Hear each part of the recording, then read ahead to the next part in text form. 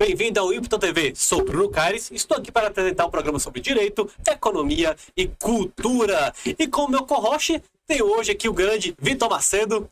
Oi, galera. Boa tarde, meu nome é Victor, estou aqui mais uma vez. Aqui é um prazer estar com vocês de casa.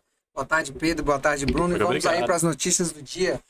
Vitor, primeiro, como é que tá seu coração?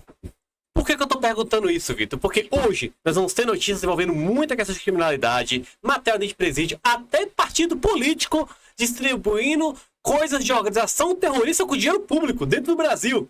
Olha, Hoje vai ser um dia de programa bomba.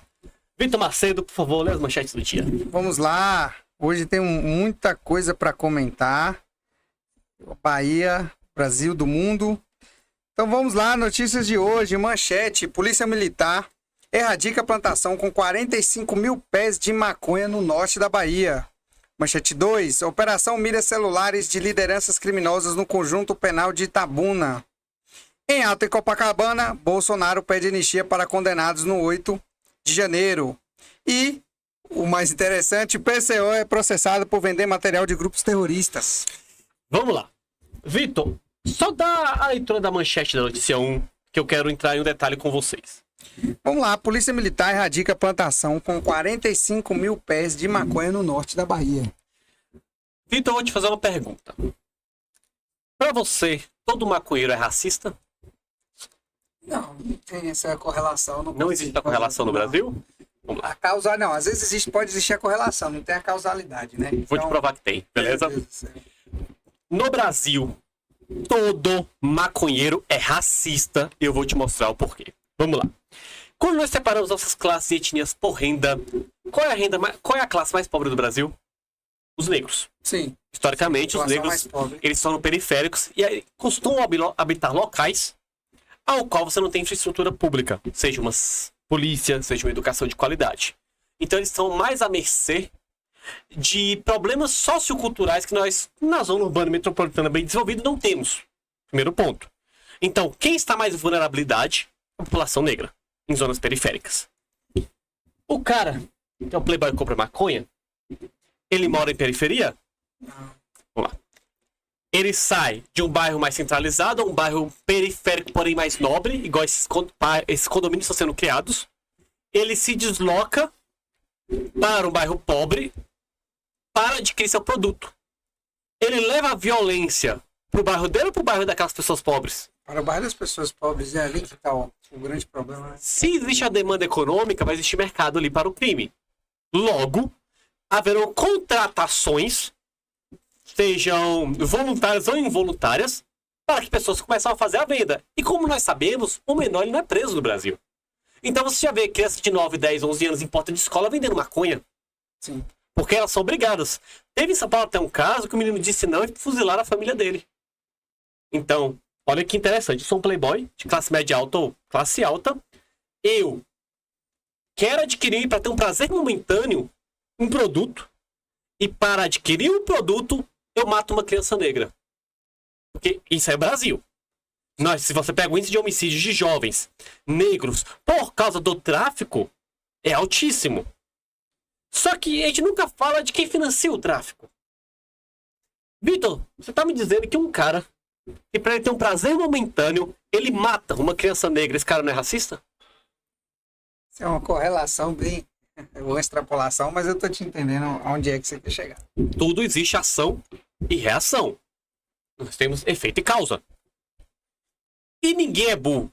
As pessoas elas têm um mínimo de racionalidade. A pessoa que ela adquire o produto, ela sabe que é legal. E ela sabe que existe ali uma força de violência estatal, um para-estado, né, que é o estado narco-estado, que obrigará desde cedo crianças negras a participar desse crime. Então eu questiono vocês. Até quando a gente vai passar pano pra maconheiro? O cara, ele financia o crime. O cara, ele faz as pessoas descerem pra cá e nos fuzilar. Por quê? O dinheiro da droga é revestido para dinheiro de arma. Exato. Que lembrando que o tráfico de arma dá mais dinheiro que o tráfico de droga, mas o subsídio primário vem do tráfico de drogas. Cria-se um consórcio ao redor disso, porque, por exemplo, Vitor, você quer roubar carro, o crime organizado, se você for faccionado, ele te dá toda uma infraestrutura. Tem onde desmancha, tem para quem vai revender, tem tudo. Então você tem toda uma organização. E o pior você coage essas pessoas a participarem disso das regiões periféricas, porque se elas não participarem, elas vão ter que transformar sua vida em inferno, vão ser mortas. Então, cara, essa pessoa, esse maconheiro, pra ele ter um prazer momentâneo, ele é capaz de... Ele mata crianças negras todos os dias. Essa é uma parte da realidade. Isso precisa ser dito. Sim. Eu acho que isso ficou no imaginário de todo o Brasil quando foi lançado Tropa de Elite. Quando você tem aquela cena do Matias, que ele começa a reclamar com os seus colegas de classe na faculdade, porque todo mundo ali sinaliza... É aquela coisa que a gente falou na semana passada, você sinaliza virtude. O importante para o playboyzinho, que, como você está falando, ele está sinalizando a virtude dele, porque ele vai lá e não sei o que, mas no fundo, as consequências, ele fechou os olhos para isso. Porque, querendo ou não, o dinheiro da droga é simplesmente usado para financiar o tráfico. E acaba isso depois gerando um efeito colateral na própria vida. Né? Como você falou, é toda a estrutura de poder do crime começa ali, onde eles estão, o quê? Como eles se financiam? Se financiam o quê? A partir da venda de drogas. E o engraçado são as desculpas. Eu sou muito... mas é porque o tráfico não é legalizado. Não é legalizado a venda de drogas, no caso. Peraí, deixa eu ver se eu entendi. Não vamos trabalhar no mundo conceitual, vamos trabalhar no mundo real. No mundo real do Brasil hoje, você escolhe de uma forma para ter prazer momentâneo. Você escolhe, a escolha foi sua. Uma coisa que mata negros e crianças negras diariamente. Você é o culpado, você escolheu. E, cara, não dá pra passar pano. Como eu sempre falo, o maior inimigo do brasileiro não é o político que tá lá em cima, é seu vizinho que tá do lado. Porque quem financia a máfia é a população. Quem financia o tráfico são pessoas da população. Que, infelizmente, às vezes não tem consequências pra elas, sobre sim pra outras pessoas. Quem financia os políticos corruptos, que tem políticos honestos também, é a população. Então, cara, é o que eu deixo claro. Eu não ando com gente racista. Ponto. Eu não ando com maconheiro. Ponto. Acabou. Todo maconheiro é racista. Isso é fato. O cara prefere que uma criança negra morra para ele ter um prazer momentâneo. Isso é cruel. É ruim mesmo. Isso é cruel. Eu não posso... Lógico que tem coisas que eu queria fazer de minha vida, por exemplo, porque poderia querer pegar um carro e fazer ficar fazendo racha. A adrenalina é boa. É massa. Só que eu sei que se eu faço isso, eu coloco a vida de outras pessoas em risco. E isso é o mínimo que você tem que ter de consciência. É o mínimo. Isso é verdade. Não tem. Eu acho que esse deveria ser o primeiro princípio moral de todos nós, né? Não infligir ao outro o que eu não quero que seja causado a mim. Então, como você não vou participar do crime, porque você vai ferir outras pessoas. Você não vai entrar no crime porque uma hora é sua mãe que vai chorar, é seu parente que vai chorar, é um inocente ao qual você vai causar dano. Esse eu acho que deveria ser o primeiro princípio moral da humanidade. O mundo seria um lugar melhor se pelo menos um terço da humanidade pensasse assim. E falando logo de crime, já que o editorial começou assim. Vitor, vamos supor que ela tá traficando drogas, a polícia chegou e foi preso. Beleza? Prenderam o cara que tá traficando drogas. Sabe nem que é editorial. Uhum. Esse cara preso, ele é presídio. Como é que te imagina que vai ser a vida dele no presídio?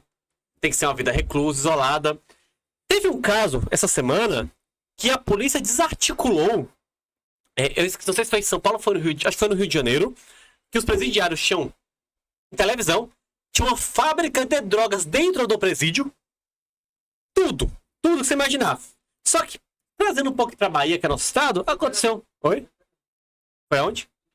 Foi Pernambuco? Pois tá achando que aqui não tem... Absurdo.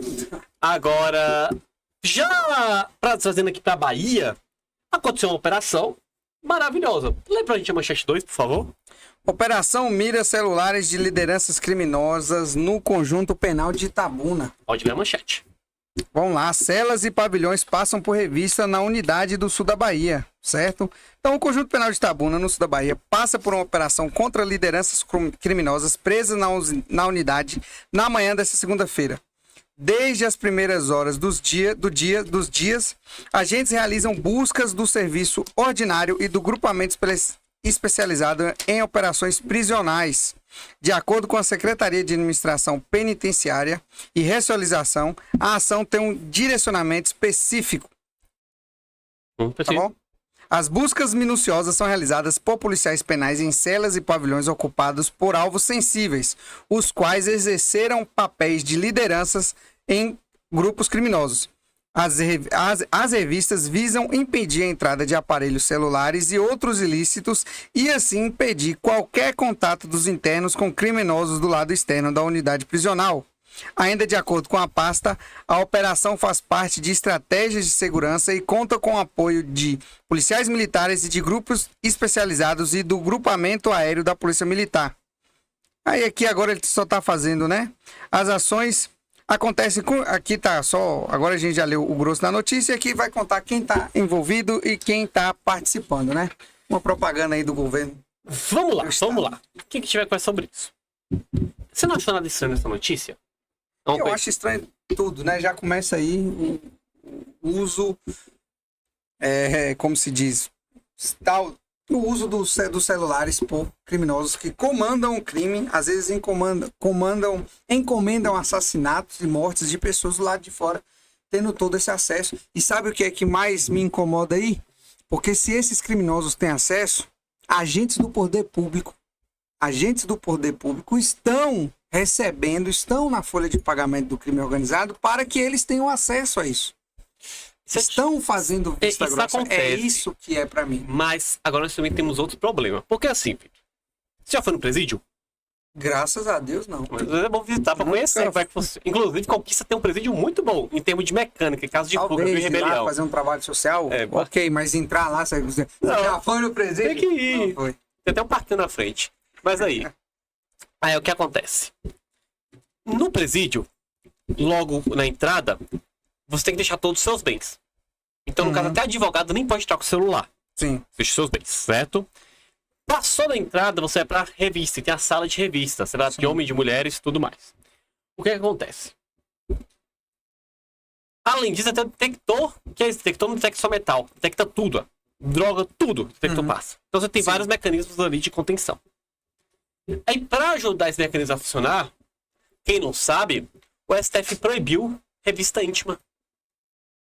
Você não achou estranho a Polícia Federal ter que fazer uma operação para poder visitar os presídios? Exatamente. Porque agora a revista só pode ser feita por meio de uma operação. A polícia ela faz a operação, o juiz ele decreta, pode entrar em tal presídio para poder fazer a operação. O STF sinalizando virtude e desconsiderando a realidade. Porque, segundo eles, a revista e visita íntima é vexatória. Meu amigo, vexatória é você já tá indo no presídio visitar bandido. Já é o primeiro problema. Advogado não é profissional, a pessoa que tá indo fazer, levando coisa, muitas vezes não é um profissional. O primeiro problema é esse, isso já é vexatório. Segundo, existem coisas que têm que ser feitas. Desculpa, depois vão revistar o preso. Ou mesmo, fala sério. Então o STF, em vez de começar a cortar saidinha, começar a cortar essa questão de visita e tudo mais, e criar um sistema mais rígido, primeira coisa que ele faz é o quê? Proíbe revista íntima. Olha as coincidências. Facilitando o trabalho do crime organizado. Posteriormente, até saber aqui, nós entramos com a questão do abolicionismo penal. É uma tese que trabalha ali em uma certa reparação para poder libertar os criminosos mais cedo. E para facilitar, o STF lança o programa Pena Justa junto com o governo, que visa diversos mecanismos, inclusive já foram lidos aqui no programa, para poder soltar criminosos de volta para a rua. Pera. Tem algo que está ficando muito estranho nisso. Aí você vai falar, mas Bruno, não tem nenhuma ligação do STF com o crime organizado, com o PCC. Até parece que Barroso, ministro do STF, saiu um filme financiado pelo PCC. Coincidência, hein? Que é o Grito, não é o nome do filme, o Grito. Então deixa eu ver se eu entendi. Nem parece que durante 2 vezes foram flagrados a dama do tráfico, né? Indo no Ministério da Justiça brasileiro. Então vamos fazer uma linha. O ministro do STF, ele participa de um filme. A Polícia Federal, na Operação Fake Screen, descobre que esse filme foi financiado pelo crime organizado. Então, poxa, pega muito mal pro país um ministro da Suprema Corte estando num filme financiado pelo crime organizado. Tem alguma coisa ali. Não vou induzir nada para não ser preso. Mas, poxa, eu nunca participei de filme do crime organizado. Nem ninguém que eu conheça. Nem juízes que eu conheço participaram. Sim. Nem poderia pelo princípio da publicidade. Então ele já viola o princípio e ainda participa de uma organização criminosa. Primeiro ponto. Segundo, o governo é flagrado 2 vezes. Primeiro o PCC, depois o Comando Vermelho, atendendo pessoas ligadas a esses grupos. Que inclusive agora estão sendo procuradas. Mas tudo bem. Posteriormente, em parceria com a STF, o governo lança o programa Pena Justa, ao qual favorece facções criminosas do Brasil. Peraí. Tem alguma coisa errado. Ano de eleição, ano passado, nós tínhamos Itabuna, Jequié, Salvador, Cândido dos Sales, Barra do Choça. Vários municípios foram tomados pelo crime organizado, Feira de Santana. Só puderam adentrar nesses bairros fazer campanha candidatos do PT do governo. Ao qual é muito estranho. É muito estranho. Parece que estamos vivendo um narco-estado onde o crime organizado, o PCC, como eles fizeram uma aliança agora, essa aliança é pública, tá até nas redes dele, que no Brasil o crime organizado tem rede social, é incrível. Fizeram essa aliança e estão trabalhando em lobby com a Suprema Corte do Brasil e com o governo federal. É um absurdo, cara. Quando você para pensar nisso, quando agentes do poder público exercem e tomam atitudes que levam a população sofrer, porque eles realmente não vão pagar, tem segurança, eles recebem altos salários, vivem em bons bairros e tal, mas quem sofre com a criminalidade realmente somos nós. Estamos aqui no interior do Brasil. A quem vamos recorrer quando essas facções criminosas tomarem?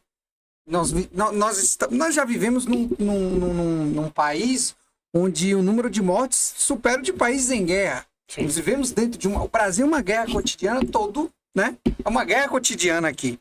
Então, quando você vê agentes do poder público tomar decisões como essa, é de uma tristeza enorme, é um descalabro. O Brasil não é um país pra gente levar a sério. Exatamente. E vale lembrar que o nosso país já é conhecido pelo país da impunidade. Sim. Então, como é que você resolve isso? Soltando os criminosos. E lembrando, não são criminosos comuns. Porque a tese de aplicar justiça restaurativa dos abolicionistas penais aqui induz o quê? Muitas vezes a conversão de uma pena para um tipo de multa, um tipo ali de reparação social. Vitor, pobre tem dinheiro de pagar multa? Pois é, né? O pobre tem dinheiro de pagar fiança? Então, o mecanismo para, primeiro, quem é rico não ser preso mais no Brasil. Segundo, quem é faccionado, que a facção paga. Exatamente. A facção paga. E assim, quando você pergunta da questão da multa, muitas vezes quem rouba carro, essas coisas, ele não tem o dinheiro nem para ressarcir a vítima ao qual ele roubou.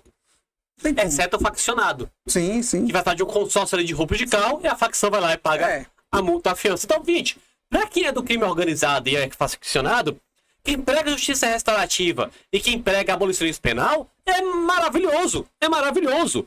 Por isso que eu falo, essas pessoas são nossas inimigas. Elas trabalham constantemente para favorecer o crime organizado no Brasil. Se você conhece alguém que defende essas teses, justiça restaurativa, abolicionismo penal, saiba, esse cara é seu inimigo. Esse cara defende que esses criminosos estejam na rua te matando, te estuprando e roubando tudo que é seu. Não caia neste conto. Na dúvida, leia o programa Pena Justa ou então assista o programa passado. Nós lemos aqui. Nós lemos as bases da justiça restaurativa do programa Pena Justa. Programa que vai beneficiar faccionados. Faccionados. Isso é o terrível. Isso vai dar um belo corte. Exatamente. E agora, vamos falar de gente que tem político de estimação. Isso é abolicionismo penal, Bruno? Será? Vai, calma, respira, calma. Você tá muito afobado. Você quer passar que você é boa. Vamos lá. Vitor.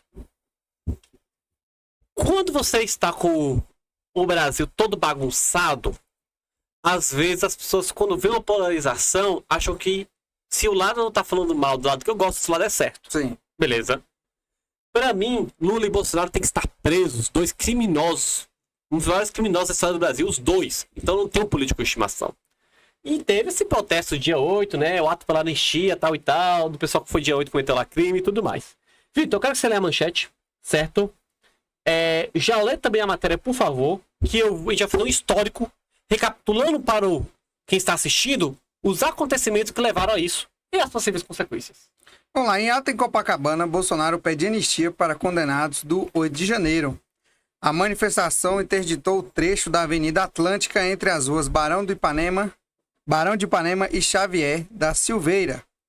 Bom, então apoiadores de Jair Bolsonaro participaram de um ato em Copacabana, zona sul do Rio, na manhã deste domingo, convocado pelo ex-presidente. A manifestação pediu a anistia dos envolvidos nos ataques do 8 de janeiro em Brasília, né? O maior ataque às instituições da República desde que o Brasil voltou a ser uma democracia. Então, até uma pergunta a fazer depois sobre isso. Isso eu discordo, mas vamos lá. Isso, até de acordo com os pesquisadores da Universidade de São Paulo, a manifestação em Copacabana teve 18,3 mil pessoas no seu ápice. Em um post nas redes sociais, a Polícia Militar diz que o ato reuniu 400 mil pessoas. Caramba, que metodologia foi essa? E tá certo. Segundo o levantamento do Datafolha, 30 mil pessoas estiveram na manifestação. Além do ex-presidente, participaram o governador do Rio de Janeiro, Cláudio Castro, o de São Paulo, Tarcísio de Freitas, e o de Santa Catarina, Jorginho Melo, e o do Mato Grosso, Mauro Mendes. Também estiveram presentes os senadores Flávio Bolsonaro e Magno Malta. O presidente do Partido Liberal, Valdemar da Costa Neto, o pastor Silas Malafaia, que é coordenador do evento, entre outros. E aí, vamos continuar? Vamos lá. Só quero assim uma coisa. Entre Folha de São Paulo, Polícia Militar Pesquisadores da USP. e pesquisadores da USP, Folha de São Paulo e as pesquisas políticas da USP são um lixo. É gente que come nosso dinheiro público, às vezes a Folha de São Paulo com isenção de alguma coisa, os pesquisadores com bolsa e tudo mais, e não sabem nada do que falam. Exemplo disso são as análises da guerra da Rússia contra a Ucrânia. O pessoal emitindo nota que a guerra ia acabar em 24 horas, 48 horas, já faz quantos anos? São erros grotescos. Eleição, erros de mais de 10%, com margem máxima de 2%. Então, eu desqualifico. A Polícia Militar ali do Rio, a gente também sabe... A gente também sabe que tem um lado político pró-Bolsonaro. 380 mil de diferença é muita diferença. Então, assim, entre esses dois, eu ainda assim prefiro a Polícia Militar do Rio, só que eu vou dar só metade. Ressalvando o lado político, eu acredito que eles dobraram. Teve ali uns 200 mil, até pelas imagens que eu vi. No máximo 200 mil pessoas. É muito difícil. E tipo assim, quando você fala aí 200 mil pessoas, a Folha errou aí 90%. Normal, se for sempre errar por isso mais. Agora sim, 200 mil pessoas durante o dia todo. O que já é baixo comparado... no ápice foram 200 mil. 200 mil no ápice. O que já é baixo comparado às outras pessoas. Porque o da USP colocou assim, no ápice, quando tinha mais gente, teve 18,3 mil. Duvido, até porque uma coisa que nós não podemos esquecer é que, embora a força de mobilização de Bolsonaro seja baixa, nós tínhamos quem? Nicolas Ferreira, deputado mais bem votado. Nós tínhamos Valdemar da Costa Neto, partido mais corrupto do Brasil. Nós tínhamos o pastor Silas Malafaia com as igrejas pentecostais universais, tal. Então, você tem pessoas com grande força mobilizatória que pagam para as pessoas irem também, dão subsídio. E teve aquela questão, porque os bolsonaristas cancelaram manifestações ao redor do Brasil. Ou era no Rio de Janeiro, ou nada. Então houve uma mobilização nacional. Se você quisesse fazer um protesto na sua rua, esquece. Ou você vai pro Rio, ou você não vai. Exatamente. Mas, agora vamos falar do tema em si. Qual era a sua dúvida, Vitor, primeiramente? Não, nós lemos aqui nós, inclusive lemos a peça aqui da PEC. Achei curta quando eu abri para ler. E vamos lá. A questão é, a anistia meu primeiro pergunta, uma pessoa leiga no direito a anistia não é um projeto de quem invadiu a Praça dos Três Poderes sair livre. Não. É somente para livrá-los da acusação de golpe de Estado. Primeiro, se trata? Não, vamos lá. Primeiro, o pessoal sempre confunde diferenciar ali entre anistia, indulto e graça, certo? Sim. Vamos lá. Indulto, como já diz o próprio nome, é via decreto. É uma espécie de poder monárquico que nós temos aqui no Brasil, que ainda até hoje tem na presidência da República. O indulto, ele necessariamente não te isenta de um crime, mas ele te dá uma espécie de favorecimento. Exemplo, indulto de Natal. No Natal você vai ser favorecido, você pode ir para casa visitar sua família se você estiver preso, beleza? Sim. Isso é um indulto. A graça nunca foi dada em nosso Estado. A graça seria o perdão imediato de todos os crimes, beleza? Sim. Nunca, até onde eu sei na história da Nova República, a graça foi acentuada em nosso Estado. Sim.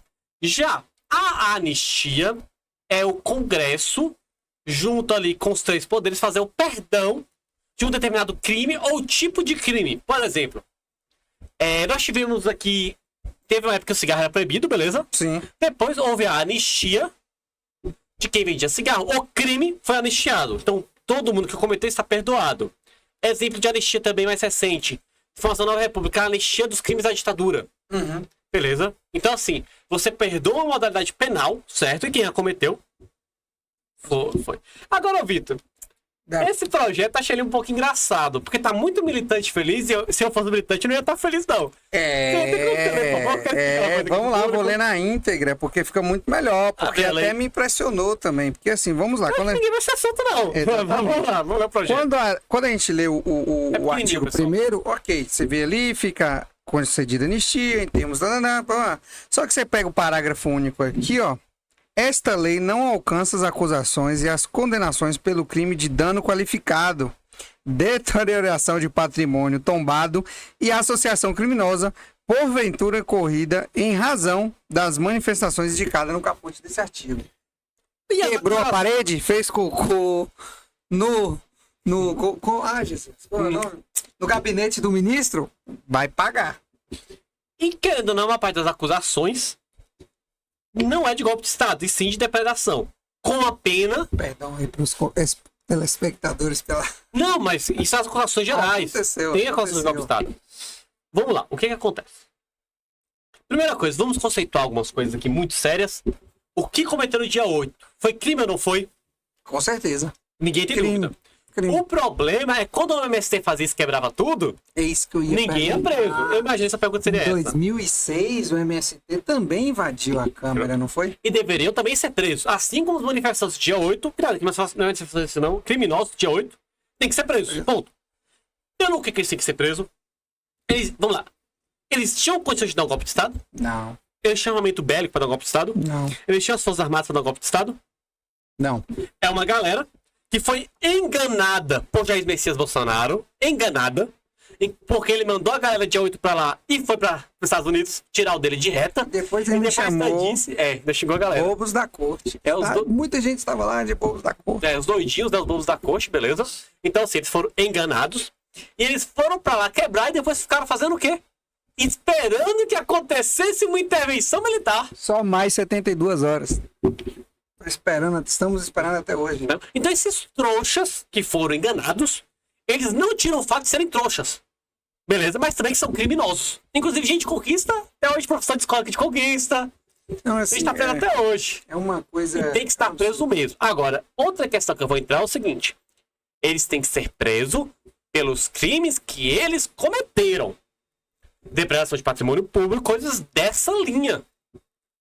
Não por golpe de Estado ou alguma pena que Alexandre de Moraes inventou na hora, que isso não está em nenhum código brasileiro, nem no código de tribunal militar brasileiro, que ele inventou e punir as pessoas arbitrariamente. Então, é uma série de erros. Primeiro, as pessoas não são inocentes, são criminosas, mas no Estado de Direito, o Código Penal é taxativo, já está escrito sua pena. Elas pegariam ali mais ou menos uns 4 anos de cadeia. E que tá certo. E depois multa pra poder pagar as coisas, né? Quebraram. E você vê que às vezes ali muita gente tomou uma pena que era maior do que o crime de assassinato, né? 17, 18 anos de cadeia. Vamos analisar o seguinte. Você é responsável por um narco-estado. Você vai preso. O governo federal faz de tudo pra você sair da cadeia. Você depende do patrimônio público, você também tem que ser preso. Você pega uma pena de 18 anos, mais de 20 anos de pena? Pois é. Isso não existe no Brasil. Alexandre de Moraes ilegalmente julgou, porque na verdade nem julgar ele poderia, porque ele também era alvo dessas críticas, então ele deveria ser impedido, porque ele foi vítima também. Se você é vítima, você não pode julgar seu agressor. Princípio básico do direito. Então, primeiro, ele foi vítima, ele não poderia ter julgado. Sim. Certo? Deveria ser feito um sorteio. Segundo ponto, além de ser vítima, ele ainda julga com improcedência legal. Porque ele traz uma taxatividade penal que não existe no Brasil. Ainda por cima, ainda erra a dosimetria da pena.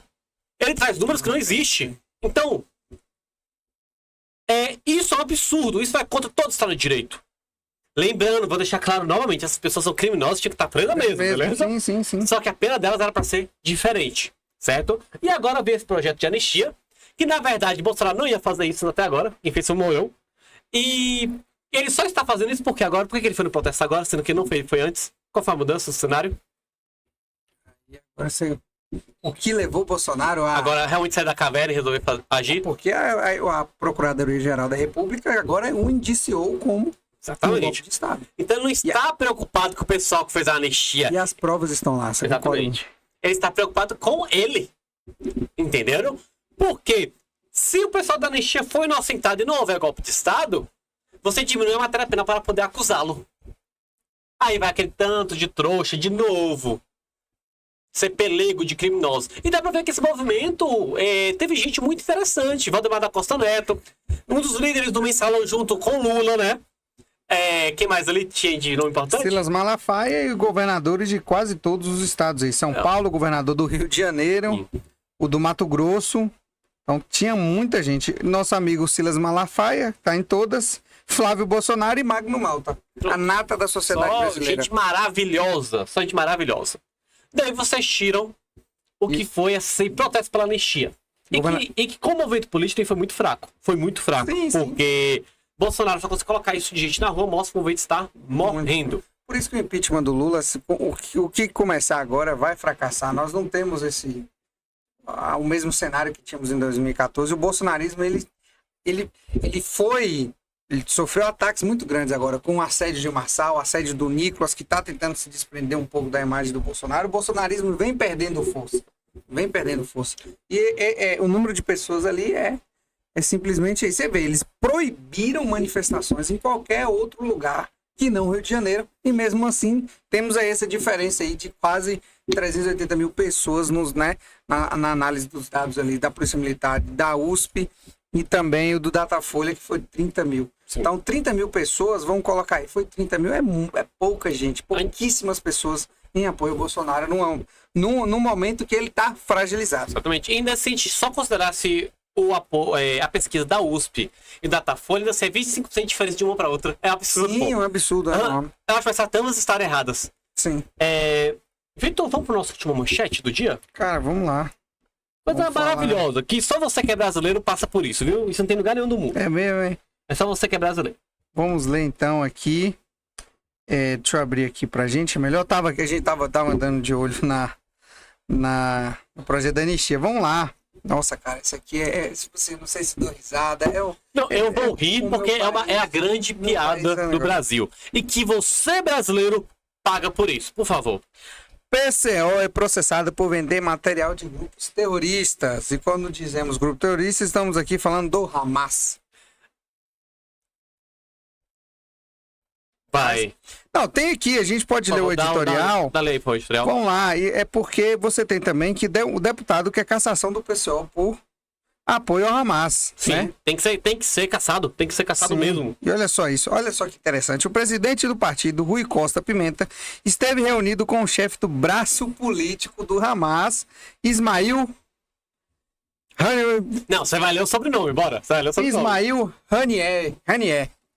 Vamos lá. O deputado estadual Guto Zacarias protocolou no Tribunal Superior Eleitoral um pedido de cassação do PCO por sua defesa do grupo terrorista Hamas. Tá certo? Como mostramos, o Rui Costa Pimenta esteve reunido com o chefe do braço político do Hamas. Certo? Aqui, essa notícia cita o caso do Guto. Se você quiser olhar aqui, a gente pode ler outra que cita o uso de verba pública também. Ah, mas esse já é mais antigo. Perfeito. Vamos lá. Eu quero fazer a seguinte analogia. Fito, como você pode definir para mim o que é o Estado brasileiro? Ou o que deveria ser um Estado com o Brasil? Eu defino o Estado? Porque pra você é cidadão, você que é professor, você que é cidadão. O que pra você é o Estado quando a gente fala do Estado? Poxa, por que eu tenho o Estado brasileiro, ou eu tenho o Estado argentino, ou eu tenho o Estado... Qual a diferenciação nossa? O que nós podemos... São as normas que vão regir o território, a cultura do país. As normativas que a gente tem. E assim a gente cria a nossa identidade. Sim. Perfeito. A identidade no país, né? As normas e a cultura vão definir a identidade. Todo Estado, isso é a linha do que é permissível e o que não é permissível. Sim. Eu posso propagar outro Estado dentro do meu? Posso. Na minha opinião, deveria ser crime de traição contra a pátria. Sendo muito sério, pra mim... Bater continência pra bandeira dos Estados Unidos. Pra mim, pessoas como Elias Jabor, que recebe isso é legal. Não estou inventando. Ele recebe dinheiro do governo chinês para fazer propaganda chinês. É um emprego legítimo. Menos no meu país, deveria ser. Não deveria ser legítimo. Porque você é brasileiro. Sua nação é Brasil. E quando você pensa também nas ONGs, inclusive teve uma famosa aí da esquerda que recebe dinheiro, né, pra propagar teses, o abolicionismo penal que a gente comentou antes, ONGs de fora do país investem bilhões de dólares na economia aqui, pagando essas ONGs para propagar esse tipo de coisa. Agora, se eu te falar que não são ONGs de fora do país, sabe qual é a sacanagem? Não, as ONGs não, as instituições de fora investem nessas ONGs aqui, que são daqui, para propagar essas teses. Olha o que acontece. PCC manda dinheiro para empresas americanas ou de outros países. Essas empresas financiam nossas ONGs legalmente e as ONGs defendem o interesse do PCC. Ela vai agir internacional. Então, olha como é complexo. Mas voltando ao tema em si da nossa manchete, então vamos lá. Nós temos o Estado, nós temos que ter uma linha do que é o que não é permitido. Por mais que no Brasil você pode propagar outras ideias de outros estados, eu acredito que deve também existir um limite para isso, porque nós também temos uma lei antiterrorismo. Correto? Uhum. Não estou enganado. Vitor, o Hamas é um movimento conhecido pelo quê? Tráfico de mulheres, estupro em massa, inclusive tem entrevistas dos próprios líderes. Sim. Eu pensava, por que vocês fazem isso? Eles têm uma tese que cada humano que nasce no mundo tem que ter a semente deles. Então por isso que o estupro é legalizado pro povo deles. Ponto. Nós temos tráfico de mulheres, estupro em massa, tentativa de genocídio contra diversos povos e roubo, furto, massacres, atentados terroristas. Isso é o Hamas. Se o PSOL está defendendo isso, o PSOL e PCO, não é? Mas nesse caso foi o PCO específico. Se o PCO defende isso, o PCO também tem essas características. Ponto. E nós precisamos parar de passar pano para determinadas coisas. Se o PCO vende material de um grupo que legalmente sequestra, trafica e estupra mulheres, o PCO é responsável pelos estupros dessas mulheres.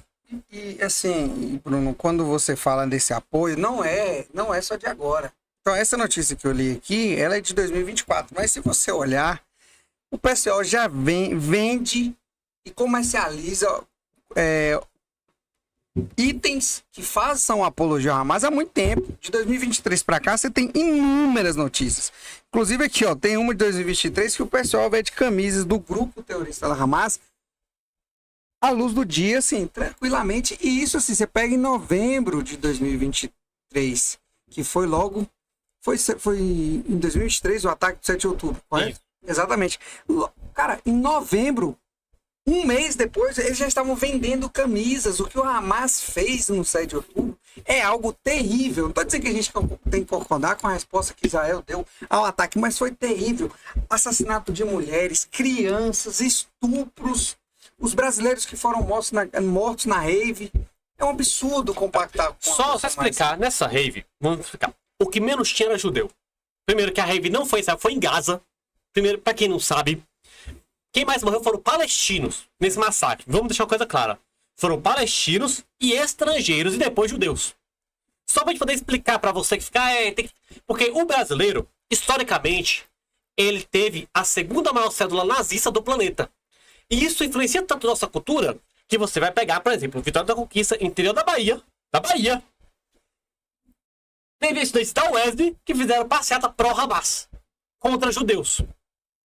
Eu questiono o que um baiano no interior da Bahia quer fazer algo contra judeus. O que isso significa? Nossa cultura nazista, que infelizmente, até por causa de Getúlio Vargas, né, porque era um fascista, ficou empregado em nosso país e isso repercute até hoje. O PCO é um partido que defende, como nós podemos ver, falar dessa forma, muitas ideologias que, se você ler Mein Kampf de Hitler, são extremamente semelhantes, assim como o PSOL também. É um fato. Se você lê as ações do partido e lê o Mein Kampf, que é o livro que é Minha Luta, que Hitler escreveu, você vai ver uma certa similaridade de defesa de ideias e finalidades.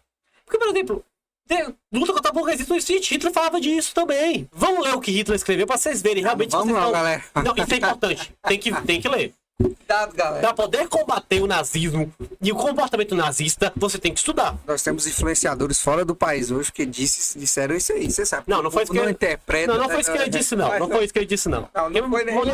Ele não foi ele.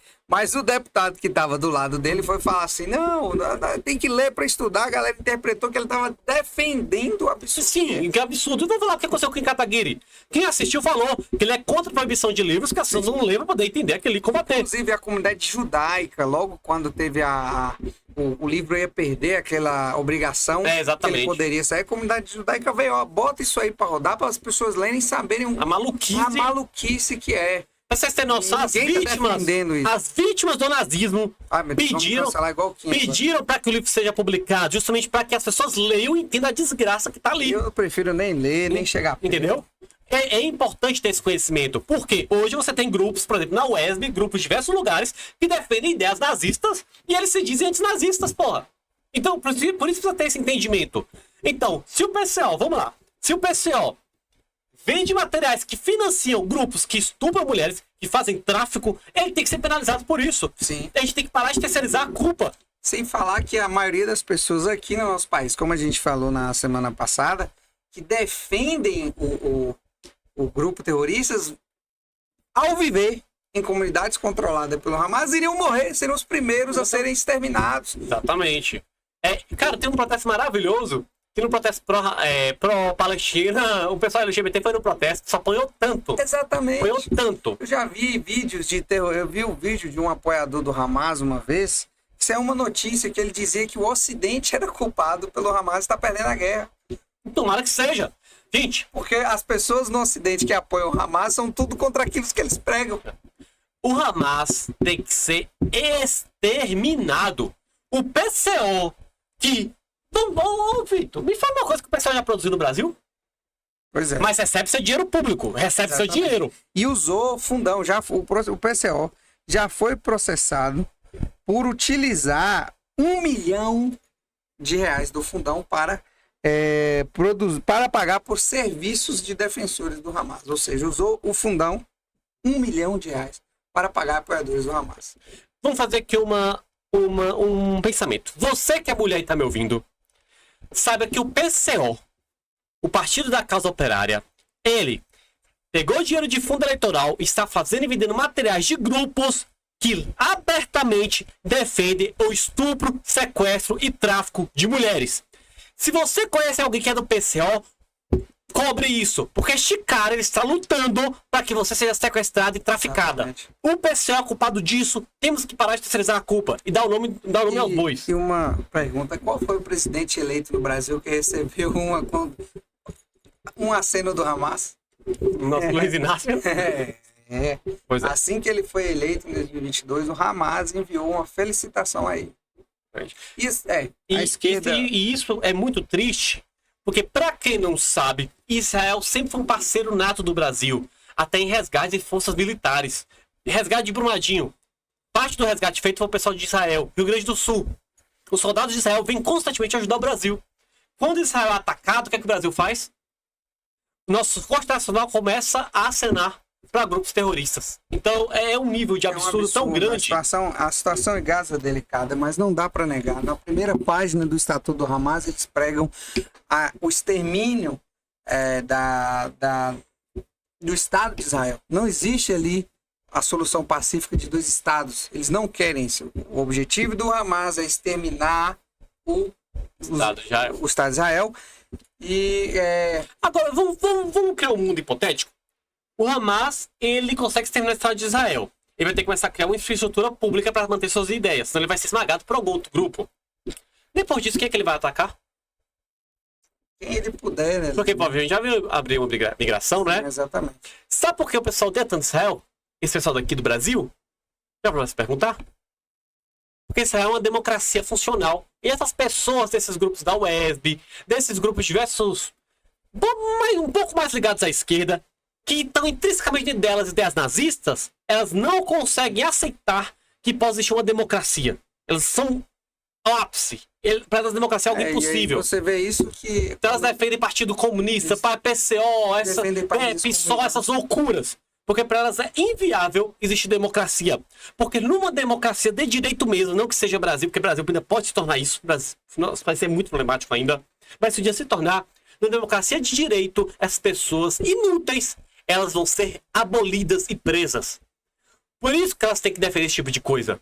Porque a gente sabe que numa democracia séria, no dia que fosse ter protesto pró-Hamas, nem ser polícia militar, teria que ser força nacional. Prender na hora e por apologia ao terrorismo e ficar preso pela lei de terrorismo. Acabou. Um país sério faria isso. Faria isso.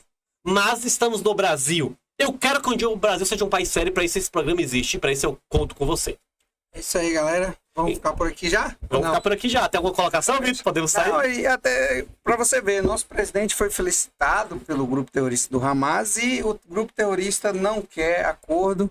Inclusive já teve 3 soluções ali. Outros países vieram de fora, fizeram as negociações e o Hamas disse não 3 vezes para qualquer solução pacífica de 2 estados. E aqui eu não quero defender Israel de qualquer maneira. Cada país vai ter seus defeitos, seus erros numa guerra. Mas o Hamas é um grupo terrorista e isso não cabe nenhuma defesa de nenhum partido político, de ninguém. Se você quer dizer que Israel cometeu abuso na guerra, concordo, vamos sentar, vamos debater, mas defender um grupo terrorista que assassinou crianças, mulheres grávidas e jovens inocentes que não tinha nada a ver, não dá. Agora, só uma observação. Deveria ser crime. Pra galera que foi até fazer protesto pró-Palestina, porque vocês nunca viram os depoimentos dos presidentes da Palestina e o vice-presidente da Palestina.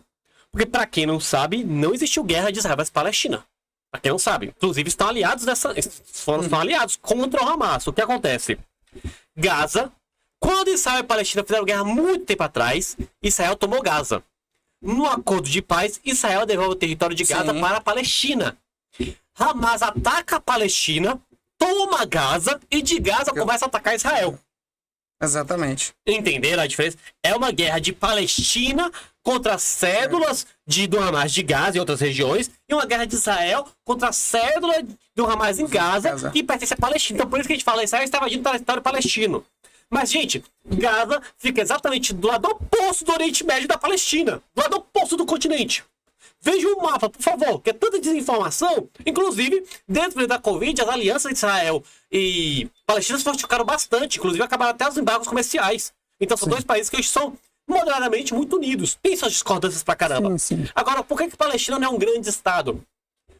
Vitor, quando Palestina começou a expandir como estado, quem é que atacou a Palestina? Foi Israel? Não. Ou foi Líbano?